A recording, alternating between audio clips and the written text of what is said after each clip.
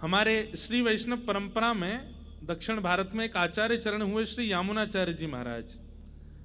अभी रामानुजाचार्य जी का चरित्र भी था भक्तमाल जी में, तो अभी वही सुगंधी चल रही है ना बार बार, इसलिए बार बार वो स्मरण में आ रहे हैं। तो श्री यामुनाचार्य जी अपनी युवावस्था में एक राजा ने उनको शास्त्रार्थ के लिए बुलाया। बहुत ध्यान से सुनिएगा, ज्ञान कहते किसको है ये सुनिएगा। तो एक पंडित जी थे दक्षिण भारत में, उनका नाम था कोलाहल। क्या नाम था? तो कोलाहल पंडित जी क्या करते थे, इतने ज्ञानी थे, इतने ज्ञानी थे, वो सबको हराते घूमते थे। उनके सामने कोई मिल जाता, ए इधर आओ मुझसे शास्त्रार्थ करो।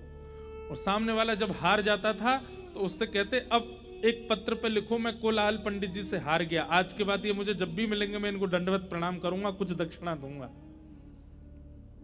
सब ब्राह्मणों से यही करवाते। तो एक राजा थे दक्षिण भारत में, चोल देश के राजा थे संभवतः, उनका नाम था पांडे। उनको इसमें बड़ा आनंद आता था कि एक हारे और एक जीते। वो ऐसी सभाएं करते रहते थे शास्त्रार्थ की। तो उन्होंने कोलाहल पंडित जी को परमानेंट रख लिया अपने राज्य में। बोले मैं ढूंढ ढूंढ करके विद्वानों को लाऊंगा, आप सबको हराते जाओ और मेरे देश का नाम रोशन करते जाओ। कोलाहल पंडित जी सबको हराते थे। तभी किसी ने नाम प्रस्ताव किया, बोले कि यामुनाचार्य जी हैं, उनको बुलाओ। तो यामुनाचार्य जी के लिए पालकी भेजी गई। पालकी में बैठ करके यामुनाचार्य जी आए, सामने कोलाहल पंडित जी बैठे, इधर यामुनाचार्य जी बैठे। तो बहुत ज्यादा गुण होना भी अच्छा नहीं होता। एक बात हमारी लिख लीजिएगा, कहीं अगर जगह मिले तो आपको लिखने की, थोड़ा सा अपूर्ण रहना चाहिए। बहुत योग्य और बहुत पूर्णता नहीं होनी चाहिए जीवन में। घड़े में थोड़ा पानी कम होगा, बोतल में थोड़ा पानी कम होगा तो खोलने पर छलकेगा नहीं। ऐसे ही कई लोगों को लगता है कि हम सर्वांगीण रूप से ऑलराउंडर बन जाएं, ये भी कर लें, वो भी कर लें, ये भी आ जाए, वो भी आ जाए, ये भी आ जाए और परिपूर्ण आ जाए। नहीं, थोड़ा अपूर्ण रहने दीजिए अपने आप को। थोड़ा ज्ञान में भी अपूर्ण रहो, थोड़ा भक्ति में भी अपूर्ण रहो, थोड़ा वैराग्य में भी अपूर्ण रहो, थोड़ा खाने पीने में भी पेट को अपूर्ण रखो।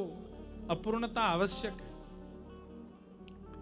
क्योंकि जो पूर्ण होता है ना उसका छलकने लग जाता है। तो कोलाहल पंडित जी पूर्ण थे, यामुनाचार्य जी शांत बैठे थे। तो कोलाहल पंडित जी, देखना तुम जो कहोगे उसी पर मैं तुमको हरा दूंगा और ये करूंगा वो करूंगा। राजा ने कहा आज किस विषय पर शास्त्रार्थ होगा?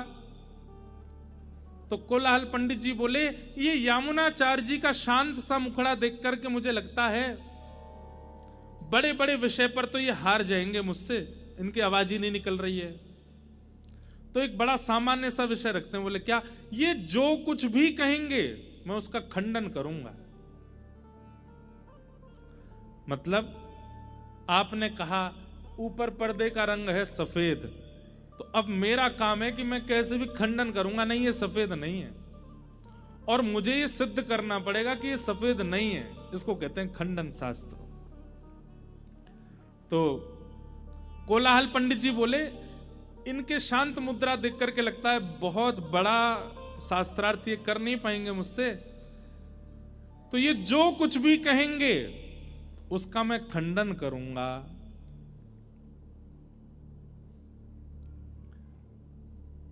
राजा ने कहा कितने वाक्य बोलने की अनुमति है? बोले 3 वाक्य बोलेंगे ये, और मैं तीनों वाक्यों का खंडन करके इनको हराऊंगा।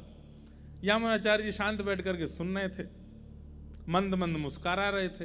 राजा ने कहा शुरू किया जाए। तो यामुनाचार्य जी सबसे पहला शब्द बोले, एक कोलाहल पंडित जी जो हैं, इनकी माता जी जो हैं वो काकबंध्या हैं। काकबंध्या बोलते हैं जिनके एक ही संतान होती है, जिनके 2 संतान नहीं होती, दूसरी नहीं हुई, तीसरी नहीं हुई, एक ही है, उनको काकबंध्या। और कोलाहल जी अकेले ही थे ना, उनकी कोई बहन थी ना कोई भाई था। यामुनाचार्य जी बोले इनकी माता जी काकबंध्या हैं, करिए खंडन। अब कोलाहल बोले इसका खंडन कैसे करूं, मैं अकेला ही हूं, मेरे कोई भाई नहीं, बहन नहीं। खंडन वाला नहीं चलेगा, कोई और बात करते। वो समझ गया कि ये मुझे हरा देंगे अब। तो राजा बोला नहीं नहीं, अभी 2 वाक्य रह गए हैं, उनमें खंडन भी कर दोगे तो भी आपकी विजय मानी जाएगी। तो सीरीज में तीन मैच यदि हैं तो 1 हार गए तो 2 जीत जाओ तो भी सीरीज होती है ना आपकी। बोले अभी तो 1 ही हारे हो, अभी 2 बातें और बोलेंगे। तो यामुनाचार्य जी दूसरी बात बोलते हैं, चोल देश के राजा पांडे ये बड़े धर्मनिष्ठ राजा हैं, ये बड़ी नीति से चलते हैं, गुरु आज्ञा का पालन करते हैं, करिए इस बात का खंडन। अब वो पांडे राजा देखे, राजा को देखे, राजा तलवार पकड़े, करो खंडन।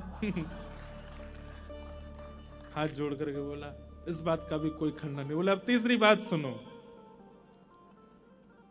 ये पांडे राजा की जो पत्नी है ना, वो एकनिष्ठ पतिव्रता है, करो खंडन। राजा ने कह दिया तो तू अंतिम बात का भी खंडन करेगा तो भी मैं तुझे समान पुरस्कार दे दूंगा।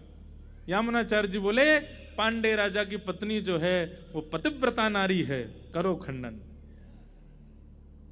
पांडे वो कोलाल पंडित जी चरणों में गिर गए, बोले महाराज आप क्या हैं? तब यामुनाचार्य जी कहते हैं बहुत पढ़ा लिखा होना ज्ञानी नहीं कहलाता, किस जगह कितना बुद्धि का प्रयोग करना है उसको ज्ञान कहते हैं। और वही ज्ञान भक्ति का बेटा है, भक्ति का पुत्र है।